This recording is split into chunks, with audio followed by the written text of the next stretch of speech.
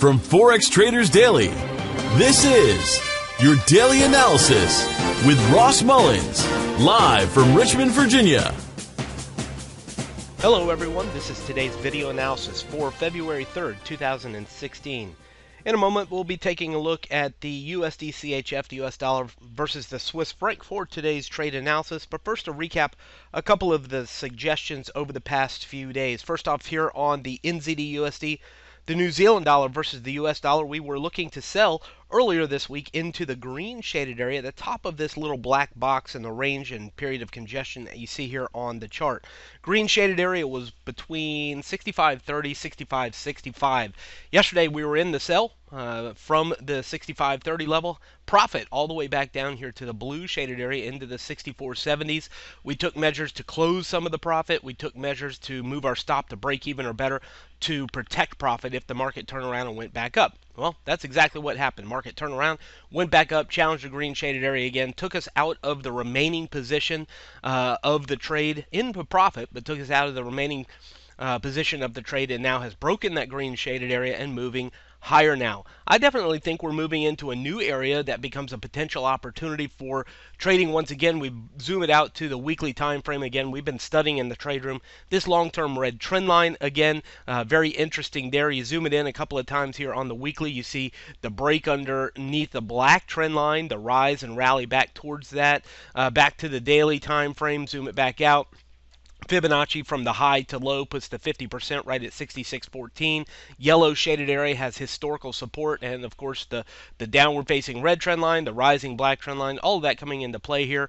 Moving average just underneath the current market, but as we've been discussing in the live trade room, there's different ways to look at moving averages. If we change it to an exponential moving average, obviously it puts it right there in the middle of that yellow shaded area. So there's a lot of different things telling us that yellow zone between 66.15 and 66.40 may be your next opportunity to go short for the New Zealand dollar. Moving it on over to the EUR-USD, the euro versus the US dollar, we've taken multiple opportunities here on the euro dollar to go short into the 109.30 level this week. We've made a couple of opportunities. It's seen 20, 30, 40 pips of profit. Even yesterday during the trade room, we saw the trade going from the 109.30 level all the way down here, seeing 35 or so pips of profit.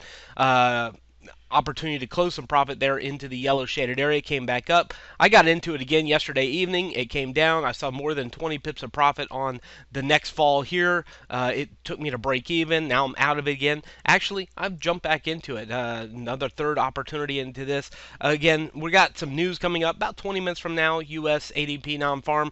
Definitely want to watch that before maybe making any new entries. If you're not using appropriate risk strategies, it could be dangerous. So definitely something to watch there on the euro dollar, but it's been a profitable currency pair this week. Another currency pair I am watching, of course, is the Australian dollar, the rally into the green shaded area. We spoke about this yesterday during the live trade room. Definitely another pair to be watching as a resistance level. I've actually already taken a sell here into the bottom of the green shaded area, right around the 70, 50, 60 level, 70, 60 level at the bottom of the green shaded area.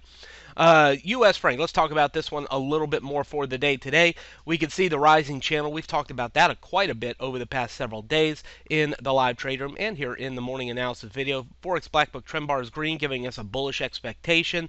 The rising trend, the support seen here in the yellow zone. Zooming in a little bit, you see the black box over here. We've talked about that as well.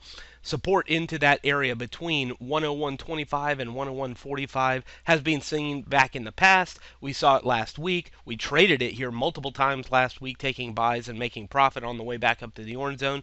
A little bit of a dip, falling back down towards the orange zone becomes our next opportunity. Bottom of the rising channel, the blue trend line.